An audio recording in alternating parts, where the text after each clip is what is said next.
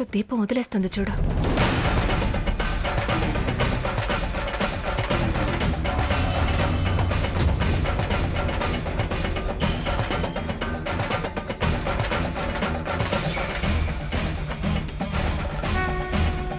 ఎన్నో అగ్ని పరీక్షలు పెడుతుంది ఆ తల్లి, అవాంతరాలు కలిగిస్తుంది.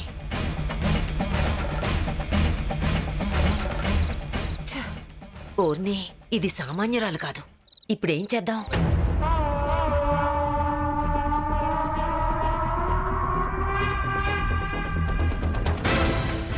ముళ్ళకంప పోతేనే మెట్ల పైన గాజు పెంకులున్నాయి. అప్పుడు చూద్దాం. రఘు, నాకు తోడుగా వస్తావా? ఎక్కడికి సీత? చెప్తాను రా. ఎక్కడికి సీత? ఇప్పుడే వచ్చేస్తానమ్మగారు. వెళ్ళొస్తాను తాతయ్య.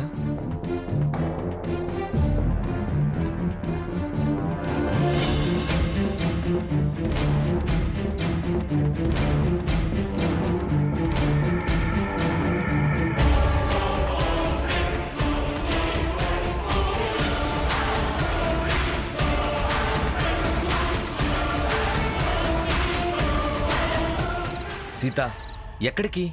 రఘు, స్వర్ణ ఒక్కతే అన్ని మెట్లు ఎక్కడానికి ఎంత కష్టపడుతుందో ఏమో ఒకసారి చూసొద్దాం. అదేంటి సీత, ఎవరూ తోడు వెళ్ళకూడదని చెప్పారు కదా. మనమే సహాయం చేయొద్దు. వెళ్ళొకసారి చూసొద్దాం. అదేం అవస్థ పడుతుందో ఏమో. సీత, అది కాదు సీత, నువ్వు మెట్లు ఎక్కకూడదు.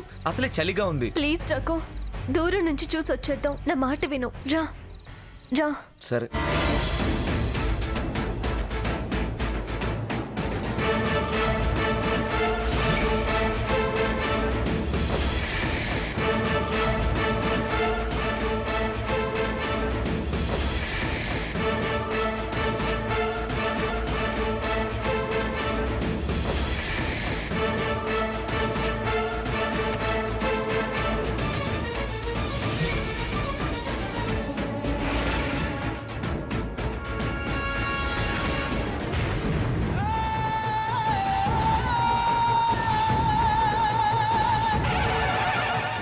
ఏంటిది?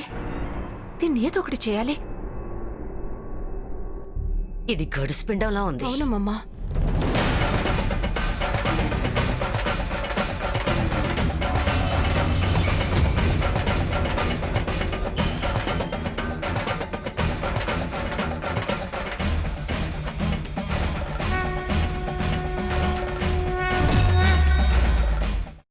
అమ్మా, అలాంటి వాళ్ళది నిజమైన ప్రేమ కాదు, అది వ్యామోహం.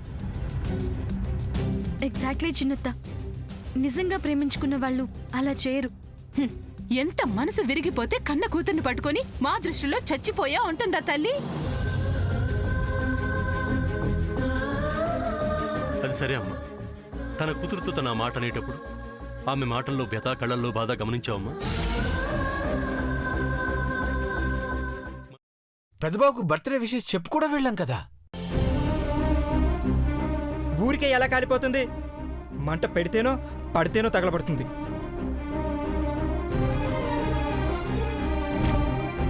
కరెక్ట్ చిన్నబాబు, నీకొచ్చినట్టే నాకు డౌట్ వచ్చింది.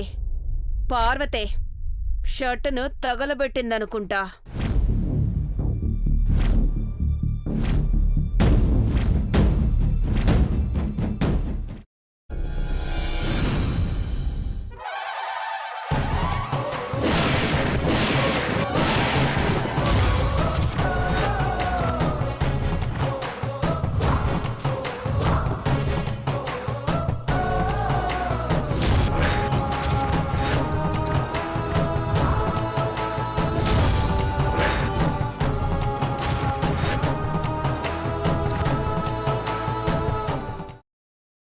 తర్వాత పొట్టు తీసేసి చాప్ చేసి పక్కన పెట్టుకోవాలి.